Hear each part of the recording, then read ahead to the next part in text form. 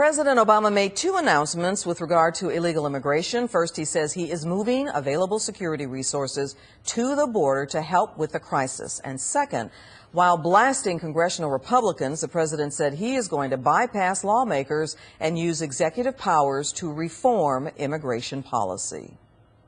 We now have an actual humanitarian crisis on the border that only underscores the need to drop the politics and fix our immigration system once and for all. The president is requesting $2 billion to help pay for aid for the many unaccompanied children and for security along the border with Mexico. He says after Republican leaders in Congress told him they would not vote on any immigration laws the rest of the year, he decided to take executive action on a comprehensive immigration plan.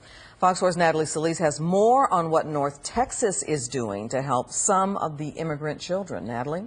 Well, Clarice, county officials confirm they are looking at 3 locations as possible shelters. They're DISD schools, and if they pass federal review, they could be used as facilities to house kids for 120 days, 4 months, if not more. Now, outside of vetting locations, resources are being pooled and volunteers organized. Now, Texas Baptist Men is one organization on standby. It's been helping at a Brownsville facility since early May. Volunteers assisted with showers, laundry, washing some 300 towels a day, in addition to laundering clothes and doing checks for lice and other parasites.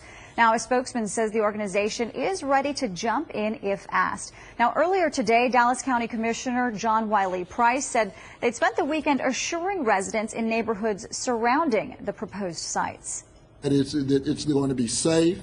There are going to probably be immunizations. We're talking about bringing in Parkland home vans. So, you know, there's a lot of moving parts. Like you see them on TV, that's what they did the whole time, is just sit or lay down in the facilities. Now, while the county says safety is a top priority for the kids as well as the neighborhoods, Henderson says he hopes the children will have a much better quality of life in Dallas County facilities, getting medical and psychological care while relatives are being located. Dallas County Judge Clay Jenkins says the facilities will be completely self-contained. The children will not enroll in DISD schools. They will be educated, immunized, and offered psychological and religious services, all within the confines of the shelters. Jenkins says everything will be paid for with federal funds, and he says the time frame still stands with kids arriving by the end of July. Clarice? Natalie, thank you. Meantime, California is bearing some of the burden of illegal immigrants flooding across the Texas border. The city of Murrieta, California, is preparing to receive 140 immigrants tomorrow who will be transferred from South Texas. Murrieta is between Los Angeles and San Diego. It's got a population of 100,000 people, and the city protested previous attempts to transfer larger numbers of detainees. Murrieta's mayor blamed Homeland Security for not doing enough when it comes to enforcement. This is a result of the failure of federal law at a federal level, the lack of enforcement.